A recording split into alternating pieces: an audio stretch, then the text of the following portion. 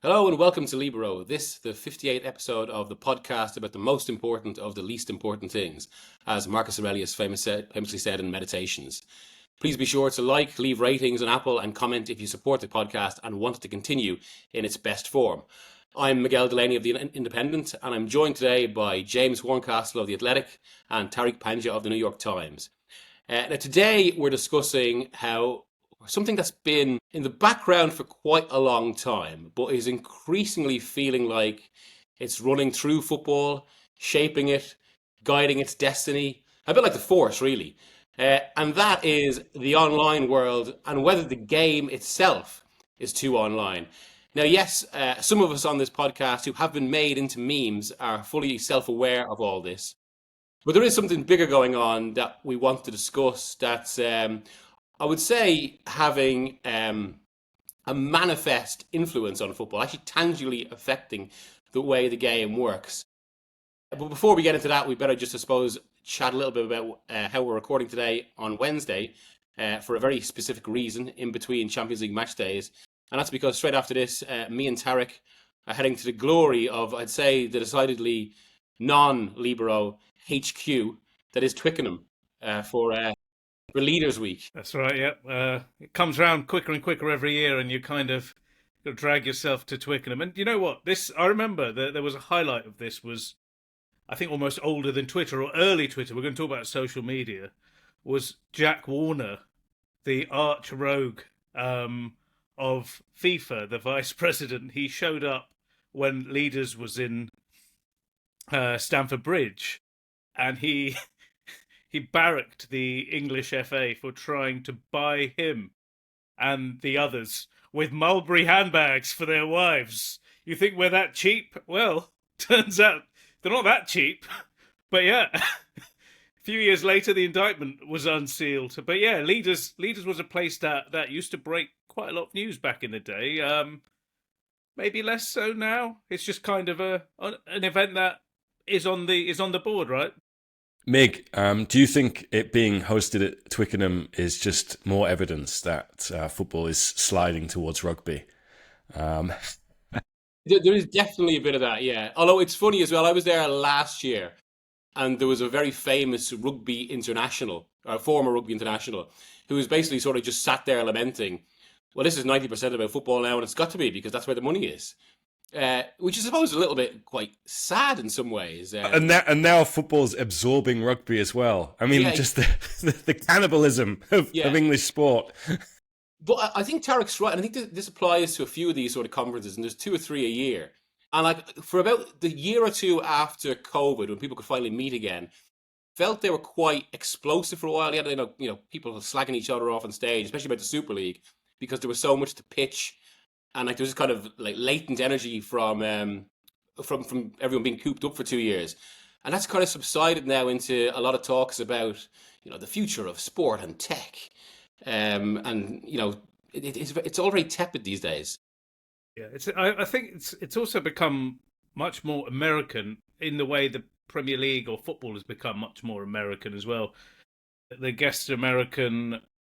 You get the ownership class, and you get the cross pollination of American investors this year. So you've got a guy from NASCAR coming in. You also have, which might be quite interesting, Roger Goodell, the best paid chief executive in all of sports. He'll be there. He's from the NFL. And I guess if you track the way Leaders has gone, you can almost see what's happened to football Yeah. in a way, in terms of ownership and the way it's marketed, etc. But guys, you Mix, you were at the Chelsea game Yeah, against Benfica. I was really interested in hearing what it might be like for those Chelsea fans having Jose back. I mean, I was going to go into quite a nice segue there from, tepid at a conference to tepid again at Stamford Bridge. It was just such, I know we've discussed this in the podcast, but you really feel it at some of the Champions League games, just how sort of like what half games they are, how meaningless they've become. That game last night, and again, I should stress, yeah, we're recording on Wednesday morning because myself and Tarek have to go to this event Wednesday and Thursday. So we'll miss some of the Wednesday night Champions League games. But if it's anything like last night, I'd say, 2 or 3 of them will end up being of any substance. I mean, like this Chelsea game, Okay, yes, Chelsea had to win because of all the noise around Maresca and Mourinho added to that, but they didn't really have to win. Like, I mean, because we know there's enough safety nets in this competition, and you can feel that in so many of the games. Like last night, which just felt a little bit of a kind of a facsimile of real football, right down to, I have to say, Mourinho, looking a bit half-arsed with the whole thing. Like, I mean, But yeah. Even the night I was at the press conference the night before, and he came round and did the handshakes. Like some of the media. There are some photos of some members of media being especially delighted with receiving those handshakes. I was but not that's the one of them. meaning behind this. You say there's no meaning behind these games. It's a photo op for journalists to handshake Yeah. and hug Jose or bring him his favorite biscuits. You know. That, to be fair, was quite nice. It's like we all know Brian, who's been at Chelsea for years. That said, it was striking that Jose did these two touching moments. One with two of them with Chelsea's kind of more longer serving members of staff. They were in full glare of the cameras. So make sure to get that in. Yeah, I don't know why you're going to these 2 days at Leaders. I'm skipping this because someone who is going to Leaders is organising a dinner in Soho tonight at a steakhouse where most of the people will be there. They'll be unguarded, red wine flowing, steak on the table. I think you've got it the wrong way round, you two. That sounds honestly. a lot better. Yeah, so I think James Horncastle is winning there. But on the Champions League, it depends which way you look at it, because we look at it rose tinted. It wasn't that great before either, to be honest. So they're trying this thing. Those group stage games that we used to have, they were quite interminable, and you'd have these kind of faux battles, and you have to build a narrative around them with Jose returning, etc. Even if it was that, but James. You mentioned it in the chat yesterday when we were watching these games wherever we were. The intensity in Istanbul though probably stands in stark contrast to what Miguel described, what a tepid atmosphere at Istanbul. I've that the whistling was coming through the screens in a way that was absolutely insane. At the was it the Rams Arena there? the Rams Arena, yeah. in Istanbul. Now that felt like a completely different pitch in terms of what Miguel described. So I suppose each of these games is a moment, I guess. Yeah, look, I mean, there were big moments for clubs outside of the elite, by which I mean the top 5 leagues, which aren't the top 5 leagues, as I keep saying. Turkey, Galatasaray, spent a lot of money, signed a player in Victor Osimhen, who, a lot of people thought, he'd be good at Chelsea, he'd be good at Man United. And Bodo Glimt, where Jonathan Wilson was present in the Arctic Circle. Another Libero member who has visited Glimt, as I believe it's called. Not Rory Smith. Not Rory Smith. But so if you're UEFA, Seferin will point to this, say, look, we're leveling the playing field here. We're getting these teams into a more expanded Champions League. And you see Bodo Glimt who've become almost like Rosenborg were in the 90s, regularly qualifying, upsetting AC Milan, sort of Bodo have started to have that reputation. But the thing is, like I said to this, I put this in the WhatsApp group again. We're 2 online. We're 2 in our WhatsApp groups here. But I said, it feels like there's only one big game per match day now. And it felt like there were more in the group stages. So for this week, it's PSG Barcelona. In a fortnight's time, I think if you're continental, it's Real Madrid Juventus. And I thought the purpose of this expanded Champions League, in order to kind of satisfy the big teams, was you'll play each other more often. You'll get your kind of Super League experience. And instead, what this has done, it's given the teams more games and more money. But in more games, it's a more diluted experience. I know this from speaking to the big Italian clubs who are sort of, the likes of AC Milan and Inter, who are only marginally ahead of what West Ham and Aston Villa make in revenue. They look at like sort of having more games as like, okay, well, if we kind of screw up in the 1 or 2 big games that we play, we've got enough rope to pull ourselves out of trouble with. And if that's the case, it means that rope is you're playing against teams you should be beating. And I remember at the end of the league phase last year, AC Milan were on a 4-game winning streak going into the final match day. And apart from beating Madrid at the Bernabeu, they were playing teams that were frankly Europa League teams. And it does feel a little bit like that when you're watching these Champions League match days at the moment. On the Galatasaray point as well, let's not forget, it's only 2 years ago, and the old system where they had an identical game against Manchester United. So I think that's separate to the format. And like, just to touch on everything that James said there, another point that, to be fair to Mourinho, he did make, he did have his moments, despite this feeling like a bit of a kind of just a kind of diluted version of maximum Mourinho. But he mentioned this before the game, and then after the game, he had a line, poor El Malo Gusto, he goes, Malo Gusto is having a difficult night, and then Maresca brings on a better player, because Chelsea can do that, and just because of the difference in the squads. And it is true, and actually, one of the things that struck was how, like, given Benfica for years had been this kind of model club, like Porto, I suppose, bringing in talent from South America, selling it on for high money, replenishing that way, just how, like, what a random bunch their squad seemed compared to Galatasaray, which is also a bit of a random bunch, but in a different way. It's a very expensive random bunch. And like Benfica didn't have the sort of the glamour that Galatasaray had. Yeah, I think also the crowd plays a role in these. Chelsea fans, I guess, have maybe spoiled over the years, and just seeing what they're seeing, and they seem a really unhappy bunch. I know a few, and they're going to these games miserable, whereas I don't know what's going on in Istanbul, but those guys arrived ready for action, and it does create a different vibe in the stadium. If the team comes out to a flat atmosphere, they'll put a flat performance in as well, and I guess the repetitive nature of some of these games. But the thing with what James was saying about the intensity of this competition and why it's kind of lacking is because of that lack of jeopardy and the safety net. And the interesting thing here is when they were coming up with this format, the seedings were supposed to be kind of a big deal. So you're gonna every game will count, because it will lessen the ordeal as you go through the rounds. But that didn't seem to pass. And the other critical thing here was the playoff round.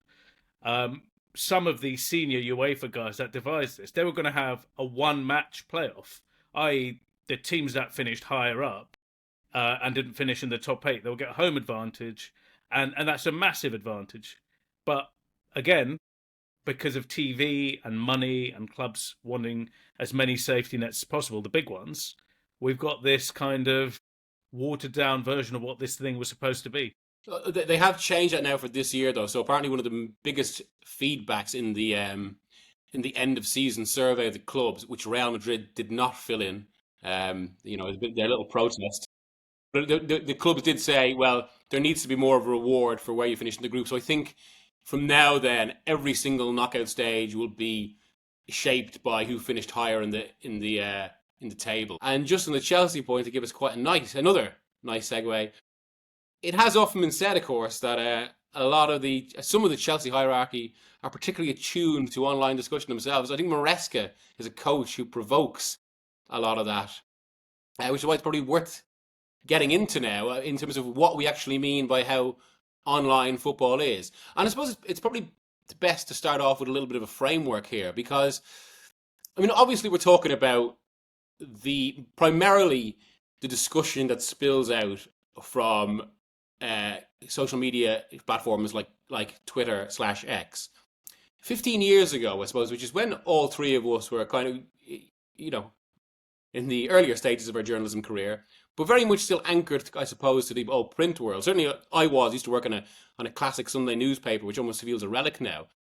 And it did feel like Twitter and that whole online discussion, it was a bit like, yes, it was growing. It was a bit like message boards, though, and that was something adjacent to football, but not really something the game was too bothered with. Whereas now, 15 years on, and I'd say actually Euro 2012 was probably the first Twitter tournament, but now it just feels like this is actually where discussion of the game happens, despite kind of how only a certain proportion of the game's fans are actually online engaged in this. It frames so much. Like, what do you guys think of that? Yeah, we'll go to James first.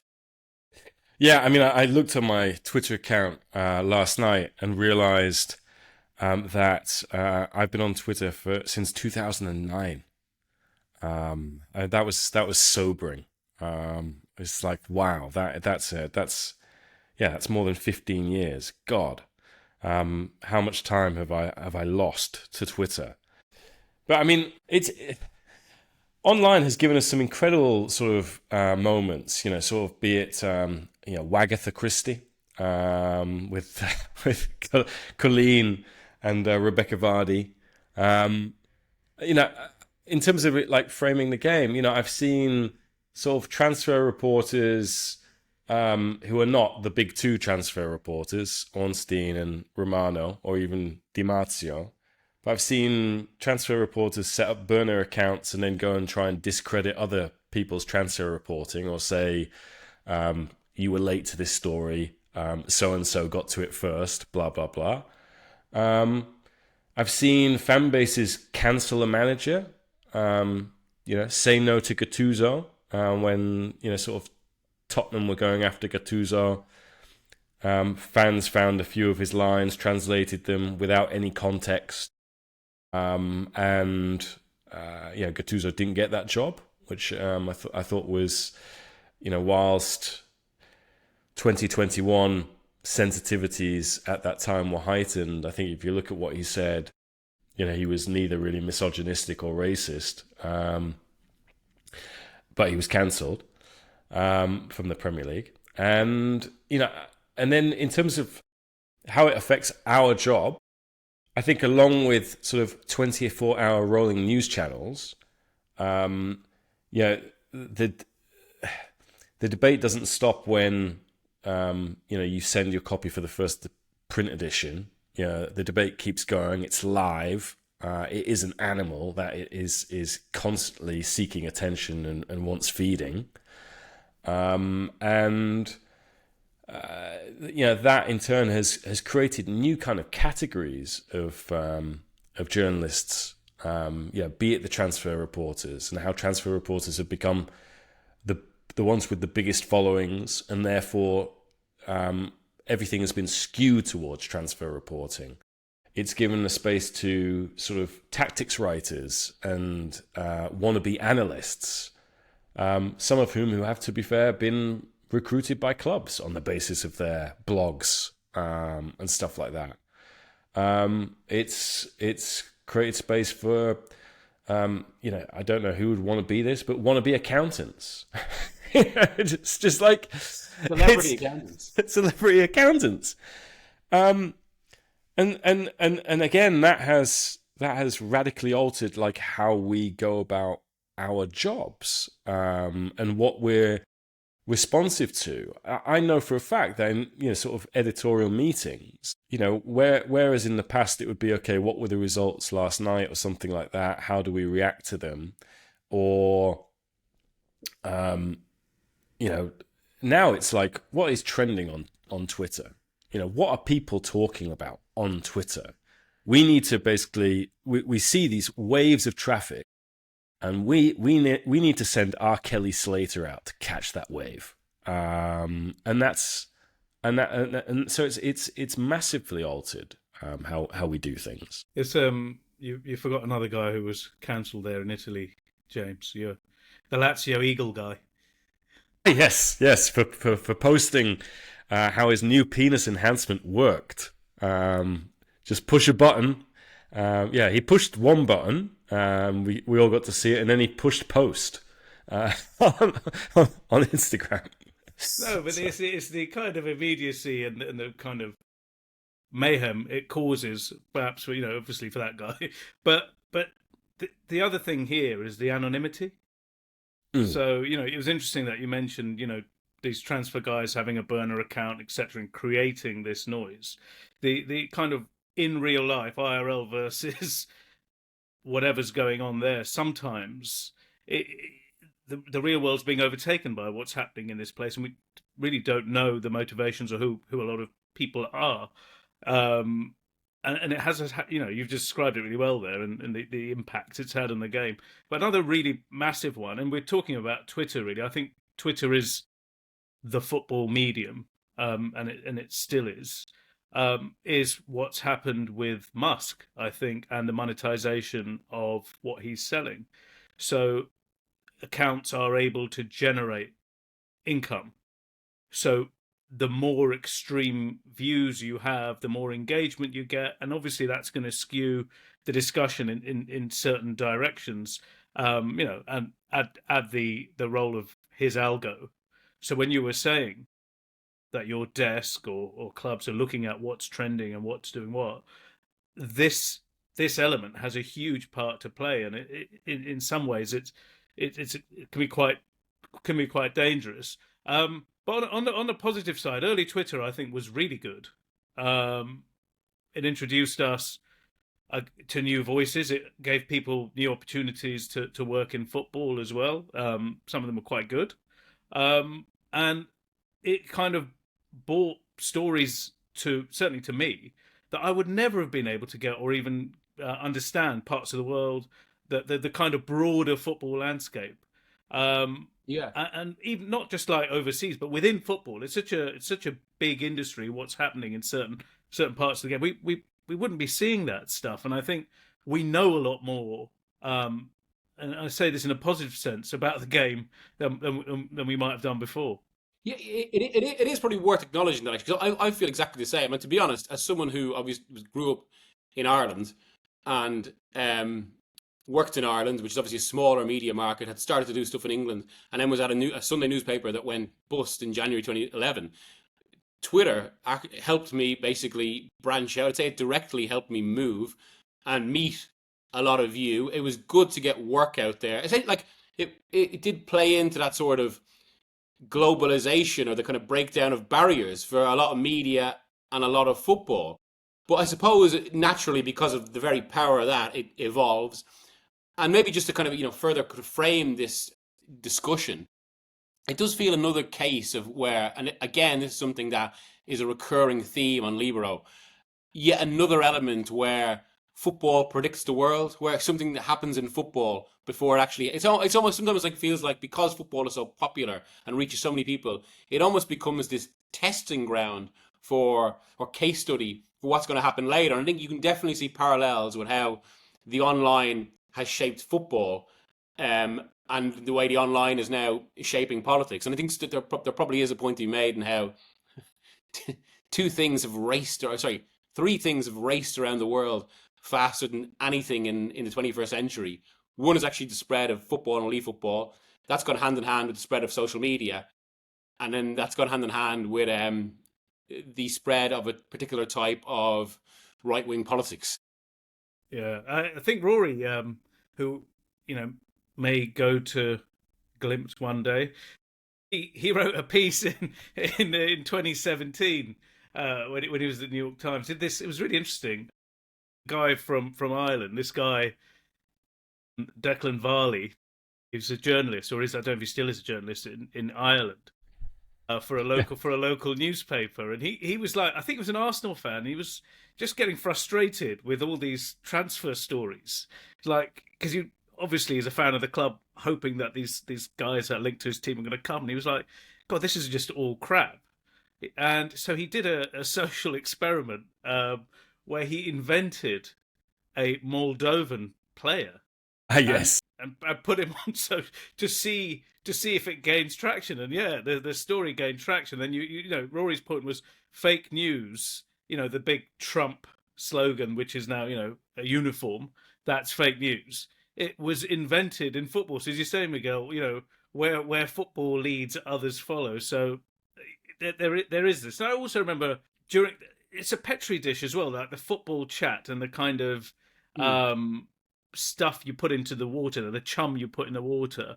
During the Gulf blockade, I noticed there was quite a lot of this kind of testing ground for what was happening between, this was Qatar being ostracized, I guess, by its neighbors with Saudi Arabia, UAE, etc.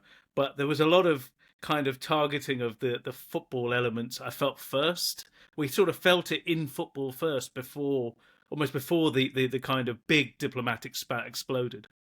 Well, and exactly on that, I mean, precisely what you're talking about there, because weren't the first big noises about the 2022 World Cup, which did become this massive political issue in the region, initially because of dismissal of Qatar, and then afterwards because of jealousy, that the kind of the social media noise about that started around 2014, basically, and there's been specifically targeting issues like, migrant workers, obviously the most legitimate issue possible that we've all written about.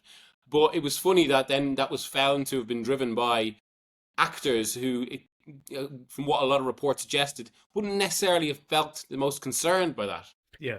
This was interesting in that it was, rival states using, allegedly using these kind of public relations companies, corporate PRs, and we're going to get into this a little bit because it then evolves into maybe later with football teams adopting the same thing. You have public relations companies that actually specialize in this type of negative activity against a rival. Yeah, it's remarkable in terms of why these PR managers are being brought in by clubs, coaches, and players. So in addition to agents, they have PRs.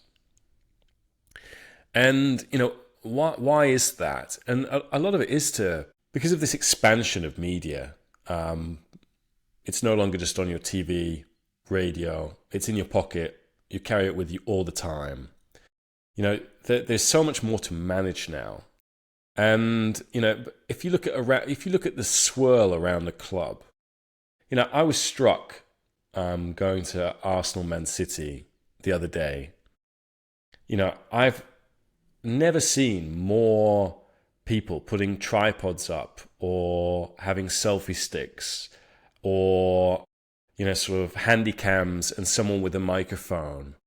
Sort of influencers, but, what was once upon a time called citizen journalists, all of whom have their own Arsenal channels. Arsenal Fan TV, the kind of influence of that in terms of what it was and the discourse it led to and the tone of discourse online about a club was kind of something we'd never seen before. And I would say became, if not more important than what was going in the newspapers the next day. It was something that the club had to be aware of and sort of had to, if not seek to control, then seek to counter, in some ways. And yeah, that has changed, for a long time. And as Tarek was saying about the ability to monetize in this, be it from having a subscription following on YouTube. On that, please like and subscribe. Sorry. Yes. No. But that has created an entirely new information stream. An information stream that is often it's we're not going to tell you the news. We're going to tell you what we think about the news, without sort of going through any of the sort of stuff that we have to do as journalists. So speak to as many people as possible around this story who are close to a story, check it, goes to an editor, sub-editor. Are we confident in what we're printing? Yes, publish it. Because, for example, Tarek will know this. If you publish something at the New York Times and it's wrong, the New York Times aren't taking it down. They're issuing a kind of correction and a clarification, which becomes a story in itself. But for these online actors, they just delete the tweet and hope someone's not screen grabbed it and kept it as a receipt. And yet the churn on from the scroll on Twitter, some people won't have seen the deleted tweet. They'll have just swallowed the information, accepted it as true, and it creates a narrative or a pressure around a subject, be it a player, a club, referees, whatever. That is kind of out of control, and again has altered the atmospherics, I would say, around around football and around what we do. On exactly that point, and I think Arsenal are a very interesting entry point into this, not just because of how sizable their fan base is online, but partly because of that. So I know for a fact that when a lot of noise grew around Madueke when they were signing him, once he was in the door, pretty senior figures in the club felt they had to start to do things to counter this negative noise around him. So they did take tangible steps to address that. And I think that has actually been partly successful. It's been helped by his performances, of course. But then they would say that's why they signed him, because they knew he could be this good, despite kind of the fan noise. And the other side of this, because I suppose this is actually the way we kind of got into this discussion, why we decided we'd talk about it this week. We were talking about the games the weekend, obviously, and it was yet another game, particularly Arsenal-Newcastle or Newcastle-Arsenal, that had some contentious refereeing decisions in. And I'd been told before that Arsenal was one dressing room. Now, I believe this actually relates to a lot of Premier League dressing rooms and a lot of football dressing rooms, really, where tweets about refereeing decisions have been passed around among the players. Yeah. And if that, and I suppose this kind of gets to the point where we're talking about how this has changed, because 15 years ago, that didn't feel like it would have happened. Twitter was just this kind of, yes, it was valuable to media, but it was a media thing. Whereas now it's kind of become just this central mind within the game, the central consciousness in the game from which a lot radiates from. And if players are sharing in that way, that means they, and by extension clubs, are starting to think about all this stuff. No, I mean, they're in the world as we are. Like, think about how many times you're picking your phone up. It's like it's the thing that's in your hand all of the time. When they're not on the pitch, they are everyone else, aren't they? So immediately, especially like this current generation of players, they're born online, and all of these social media companies have grown in their lifetime to what they are. And it's interesting. I saw some comments from Phil Jones, who famously talked about his mental health issues and why he walked away from social media.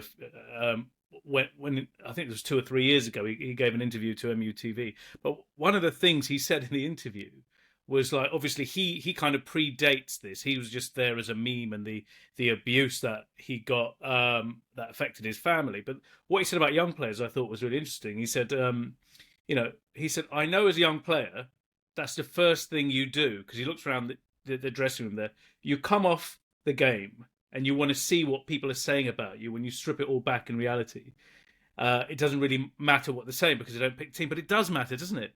It does matter, because that's why they're picking it up.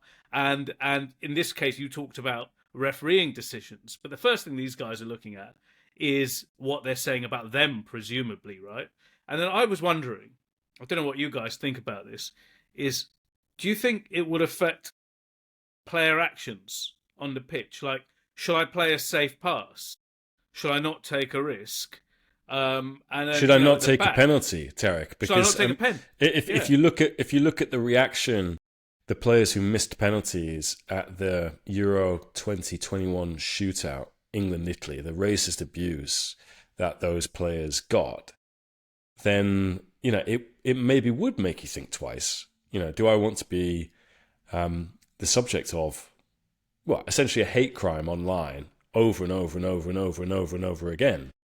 And, again, not to dwell on Arsenal, Mick, but I think Arsenal use an AI tool or a provider called Signify, which is there to identify online abuse, investigate it, and basically help them, I think, report it and prevent it now. I think, so again, the fact that that's another layer of managing this online phenomenon is, again, a new layer to football that wasn't there 15 years ago.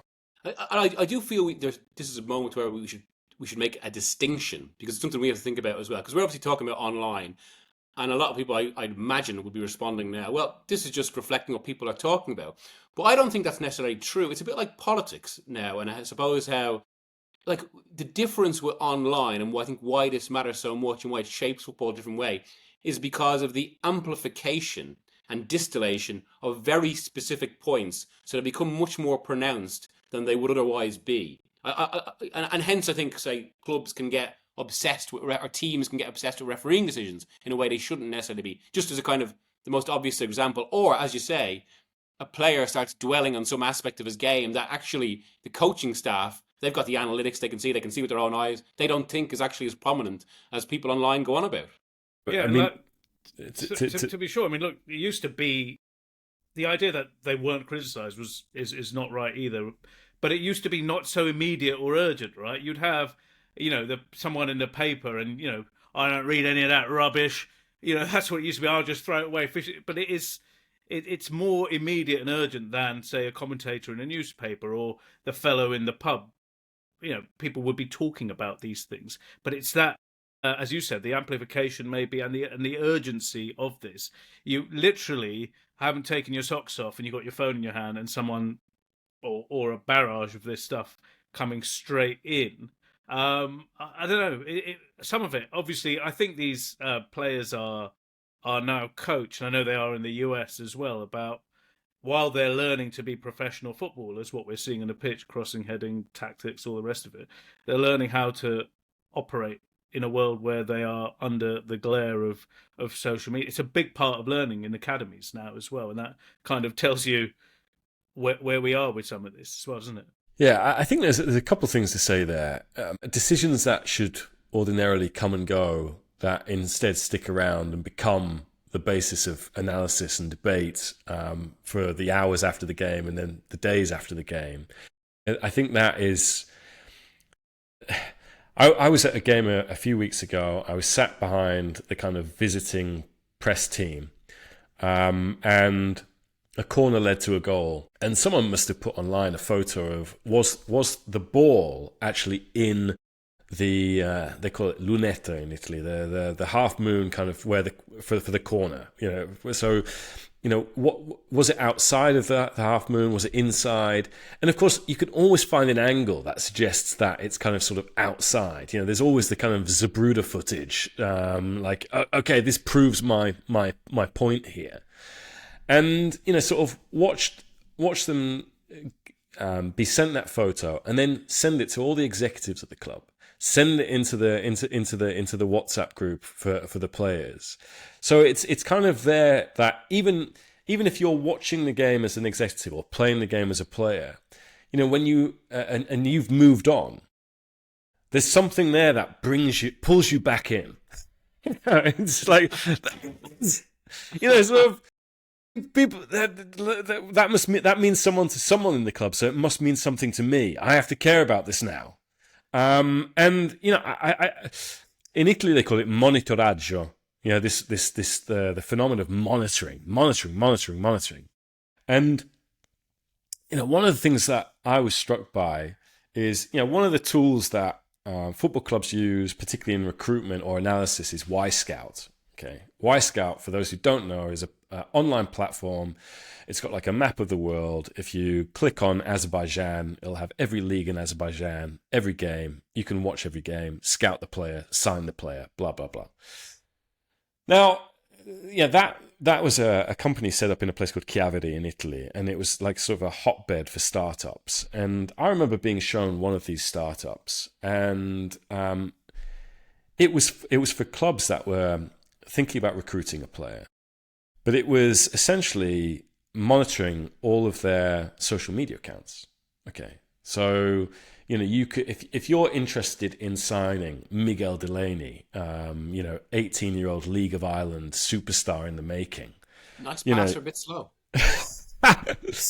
You could click on a box, and it would give you all of sort of Miguel Delaney's, his Twitter, God forbid, his Instagram, and it was there supposedly to help clubs who already have those players to monitor their players. What's my employee up to? Who's he socializing with? Where's he going out? What's he eating? But also for clubs interested in buying that player and forming a kind of profile of them. And it would scrape the internet for news stories and all that sort of stuff. And so we should also consider this, that, this is a big part of recruitment as well. Everyone thinks like, okay, clubs these days go off sort of XG, advanced analytics, blah, blah, blah, blah.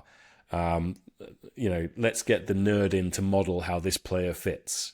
And instead, clubs add on top of that profiling, which is done by essentially looking at, okay, what's this? What can I learn about this player from their online activity? Which is there on a public platform. That certainly wasn't there 15 years ago. That was, I'll go and see if I can talk to the lads, the lads he grew up with at school, or who were on his street, or speak to his grandparents, and that sort of thing. And instead, they're forming a picture online, which sometimes isn't necessarily an accurate picture. It's Instagram versus reality, isn't it?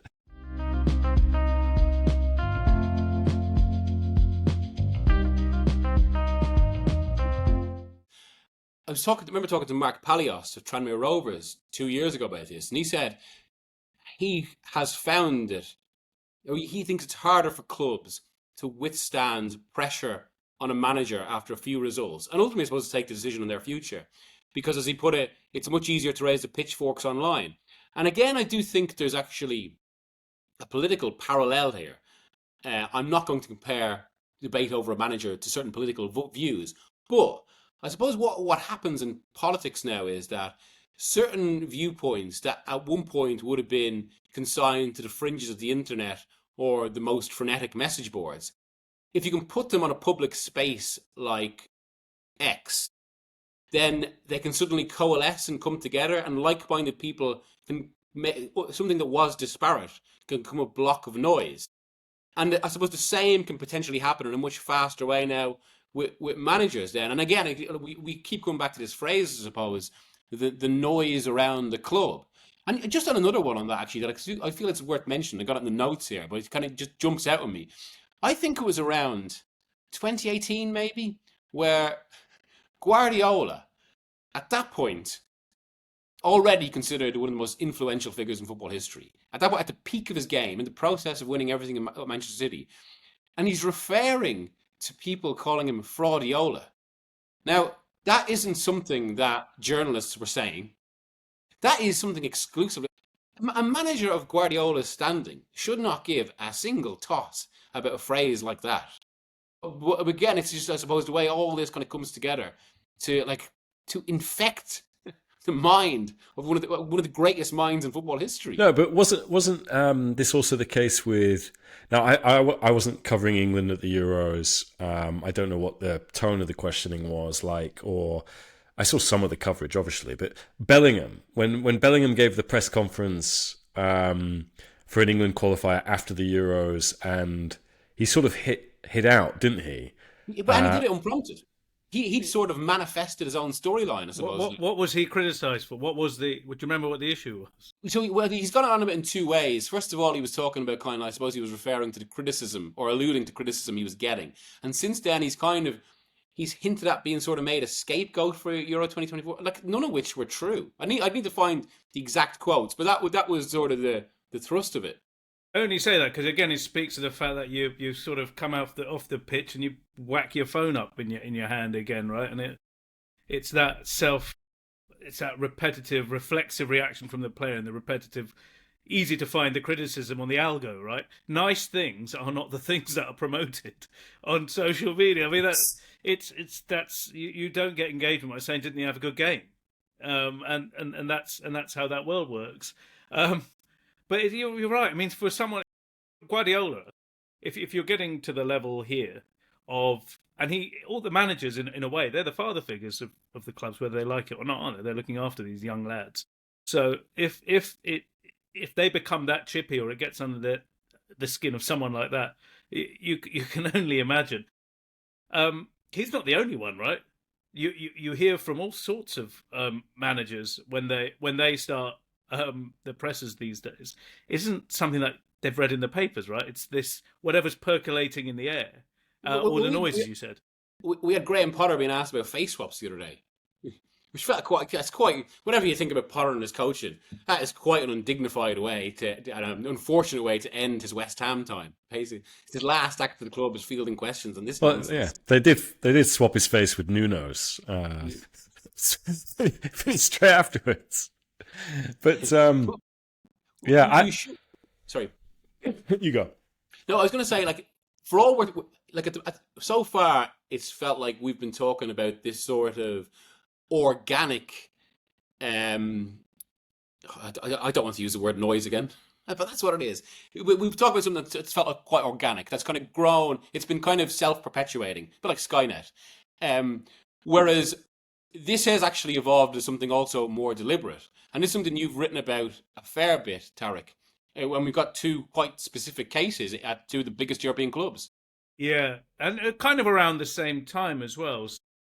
Around 2022, 23, so a couple of years ago, quite massive scandals as well. And we're talking about Barcelona and Paris Saint-Germain. So the Barcelona case, they're very similar as well. Hiring external, I guess, deniable public relations companies to effectively pump out tweets, social media posts, disparaging rivals, and in some cases, your own players. It's a remarkable thing to do. In Bartomeu, and this was the Bartomeu regime at Barcelona. This was a company called I3 Ventures, and they targeted Messi. Messi was at his kind of pomp and peak at the time.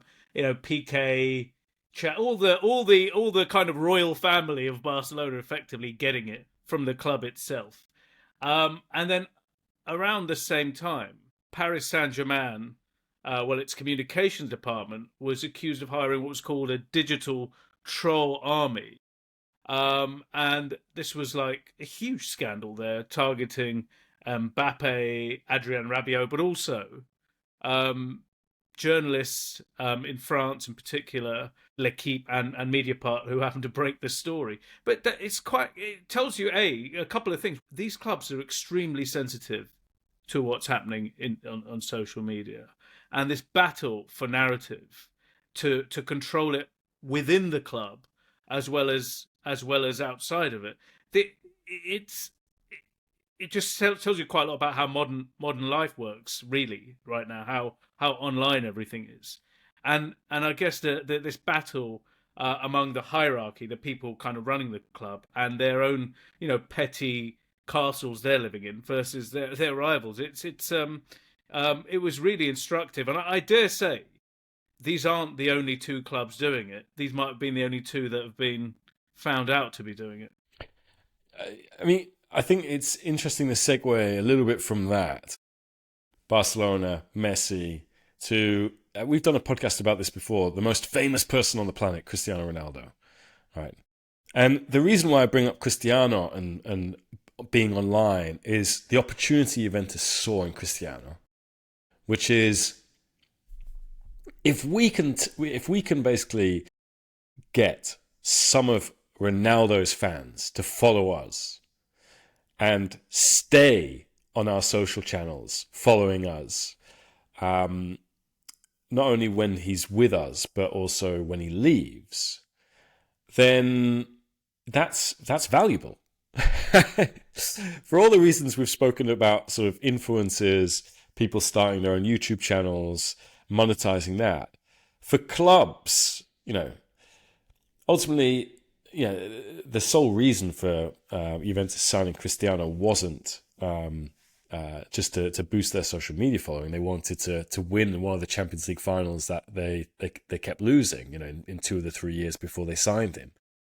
They thought he was the guy who would get them over the line. But they also saw the opportunity in terms of he will bring us more commercial opportunity, because sponsors will say, well, if Ronaldo is appearing in your jersey with a sleeve sponsor, back shirt sponsor, front shirt sponsor, and that's appearing on his social media channels, then that is, so much more valuable. And Juventus could basically go and say, pony up.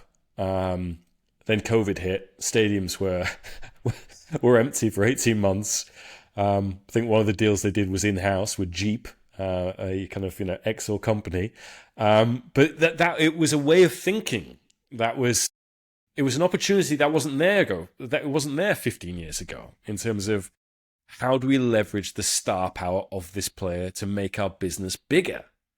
And a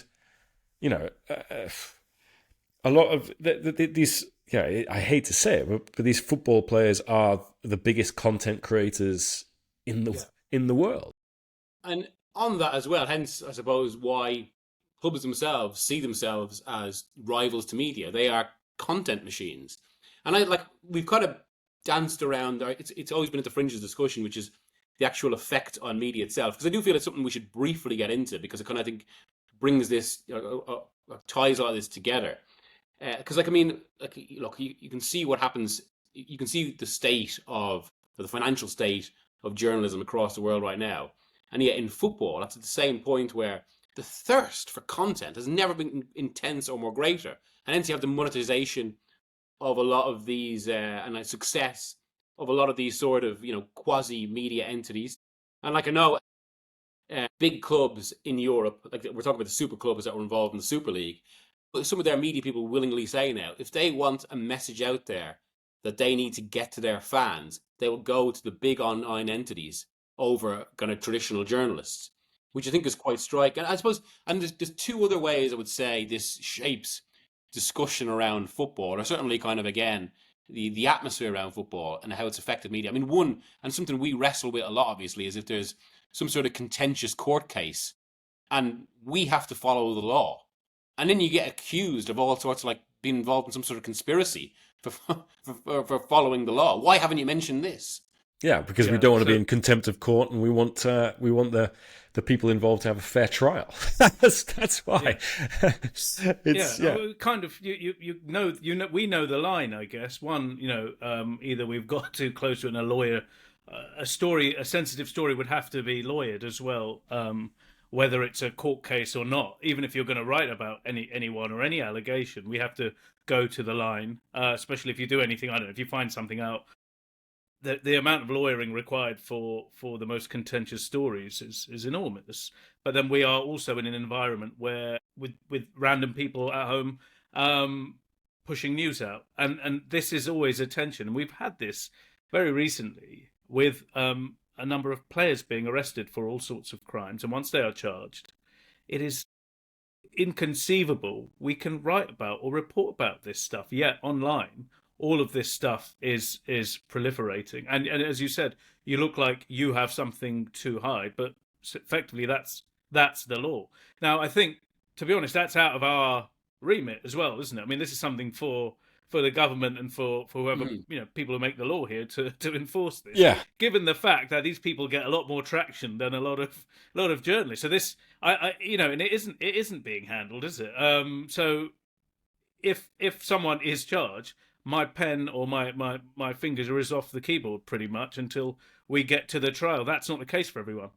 Yeah, but it's a stone to throw at sort of legacy or mainstream media. You always hear it. They're keeping stuff from us, and it's like, no, we're just acting within the law here. But there are accounts online who essentially will. I look at tweets and I just think that's libelous, that's defamation, and it doesn't get checked. It gets retweeted. And it's the most the loudest voice wins the argument, right? Or the most extreme view or the most scandalous piece of information is the one that's going to get traction, presumably. That's how the algorithm works, I guess. But this comes into that free speech debate that sort of certain bad faith actors are pushing online. It's like, we have freedom of speech in this country. We also have the rule of law, and we're here to abide by it. So that the news that you get, you should be able to trust, because we've gone through all the checks and it's been lawyered, and if we've published a story, we're confident in the story. It's it's the fog that social media has created around this stuff has led to a lot of distrusting legacy and mainstream media because they're like, oh, I'll get my news from that, account with an avatar with an anonymous name that is just suggesting stuff because they feel like it, or talking about it because they don't understand the law. It's... Yeah, free speech for you and maybe not for me is also the thing. Everyone is so siloed, and football perhaps is the most tribal environment of any. So I guess it's the footballification of the rest of the world.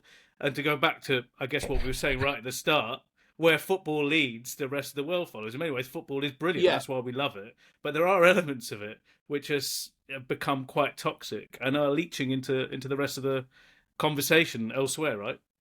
And there are two very distinctive things, I think, actually, and this is important thing in how it influences the way the entire game thinks and how people within it and around it think, which is that when you have all this fog, maybe a better word that James used rather than noise, when you have this fog, it pushes all discussions in certain directions and also shifts the Overton window of what's acceptable to say.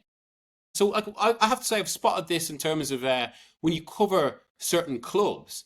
And I would say even 10 to 20 years ago, it was essentially easy, or sorry, you got less blowback for criticising clubs than you do now, because there's now so much of an ecosystem around clubs which is telling fans what they want to hear.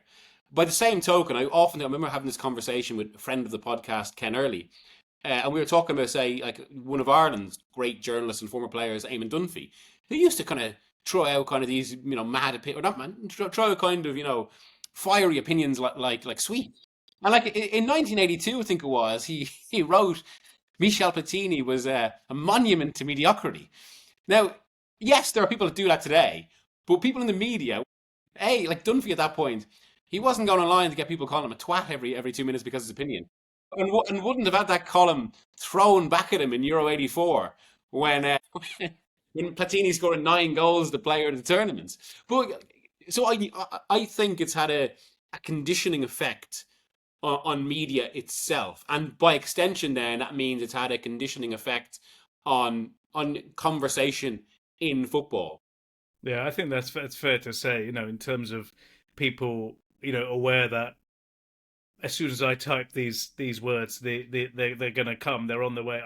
I can hear their hooves from a long way off.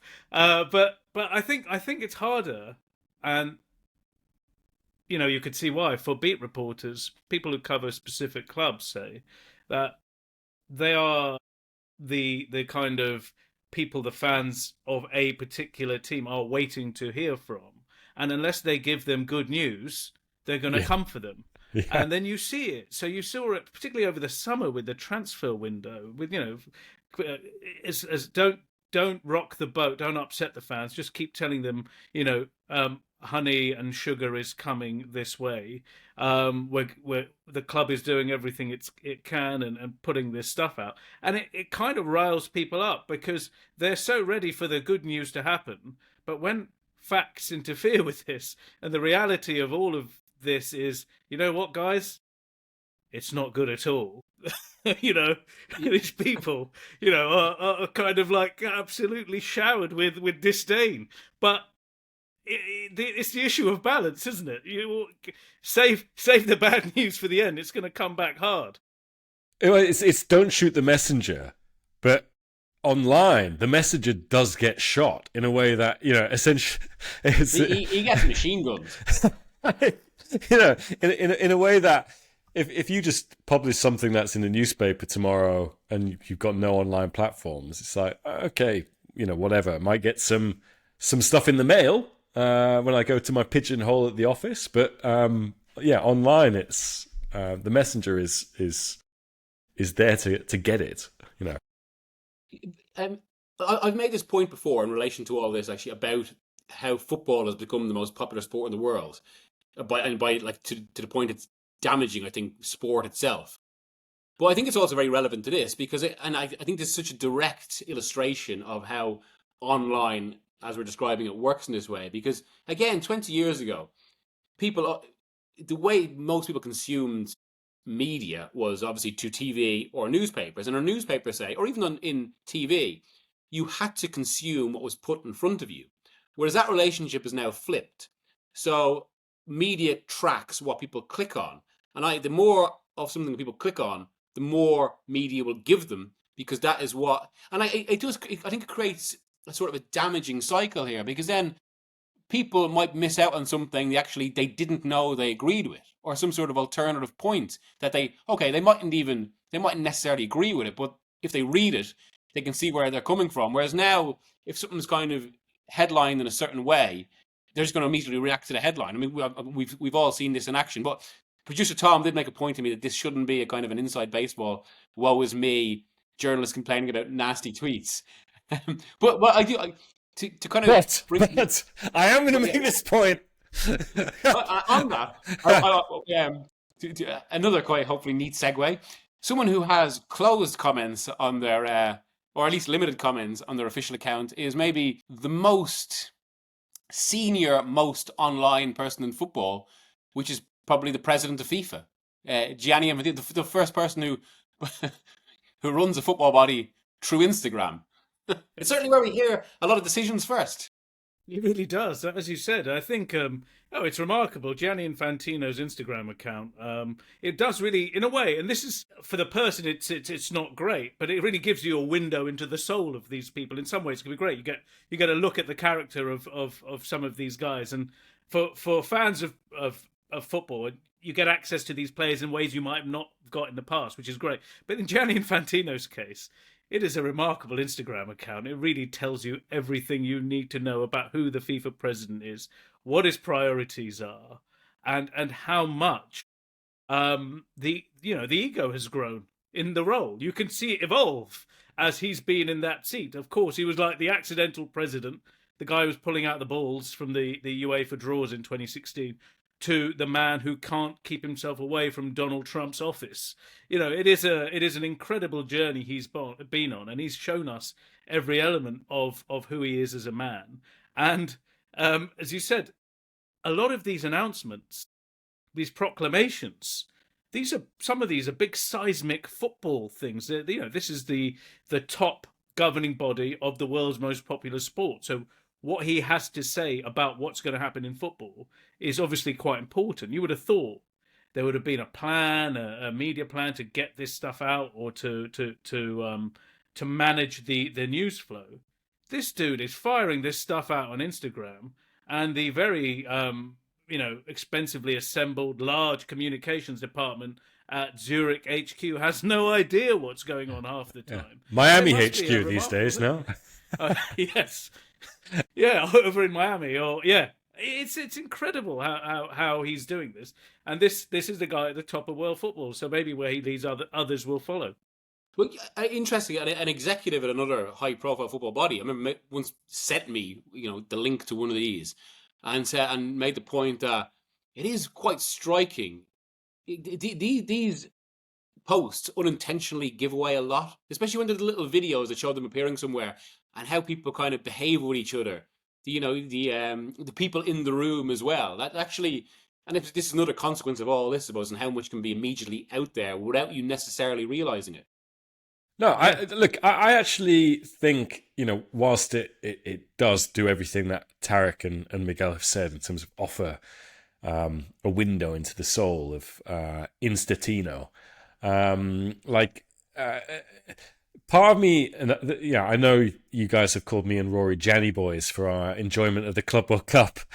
The Gianni but juice. It takes a particular kind of person to embrace Instagram in the way that he has.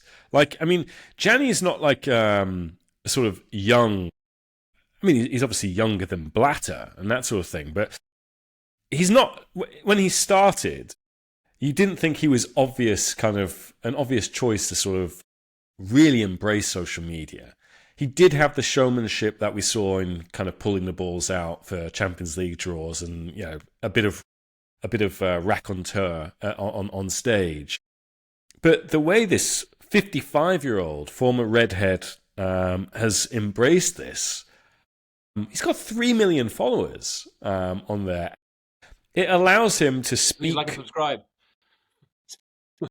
It allows him to speak to his followers in the way that he doesn't have to speak to us. That's the other thing with social media. He'll do these maybe like small event fireside chats, which are announced, quite late and not widely publicized, or he just does social media.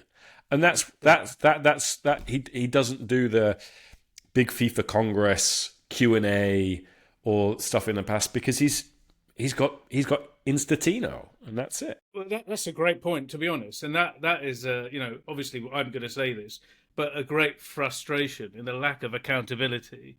So he's got that phone, he can put this stuff out, and his comments are obviously they aren't fully closed, they're open to his friends. So I assume the Gianni juice drinkers here, James, Rory, they might have some. They might be able to put the odd comment in there when he's done a good job. But good job, Gianni. But the impossibility to actually have a presser and ask this guy a question is incredible. I think, as you said, he might have done these little fires. They're hit and runs, though. Suddenly you hear rumours. There's rumours somewhere in the wind. Gianni might be appearing at a B&Q down the road. If you get there in 10 minutes, you might be able to ask a question. But the idea of a proper set-piece press conference, they have disappeared. Even at the last two FIFA congresses, the annual meeting of FIFA, where everyone arrives. This is you set the year ahead or whatever you're going to do. He has swerved the media every time in favour of this. So, James, if you do get into those comments as a friend, if you could ask a couple of questions for us, that'd be great.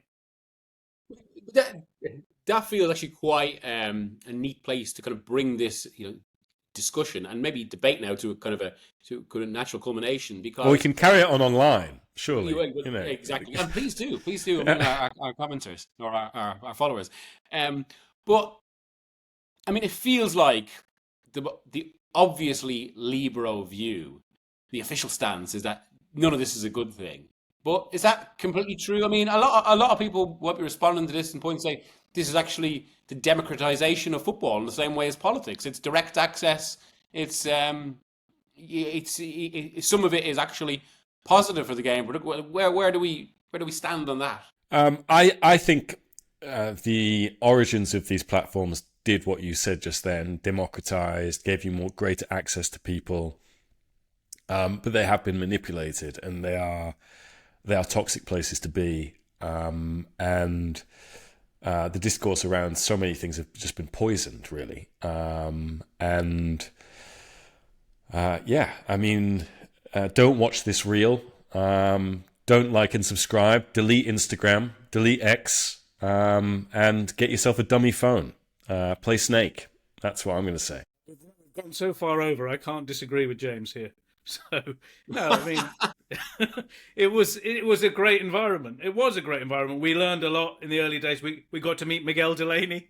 It did bring new voices to the sport and new ways of appreciating it. But it's now, sadly, not what it was because of the type of characters who are running the social media companies as much as anything else, the lack of regulation, all of this stuff, all the boring stuff that needs to happen didn't happen. And we are living in the sewer. Like and subscribe if you have enjoyed this podcast. I mean, is right, I suppose, just to be able to living in the sewer is the bleakest ending to a Libero podcast. That should be the title for this podcast as well. The titles in the sewer, they were good. But I mean, is there any argument to be made, say, that this can help? Is right to be said that it curbs clubs' worst instincts, that it clubs journalists, own unconscious bias? Perhaps, but I think you're outnumbered by fans who are tribal about their club, and as Tarek was saying, only want the sugar and the honey about their club. Clubs can use it in the same way that we've talked about Gianni Infantino, FIFA.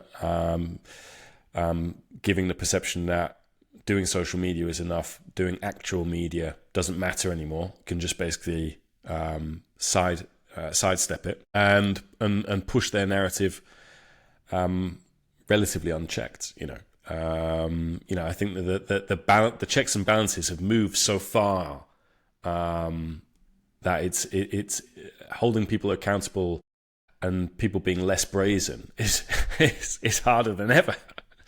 You know.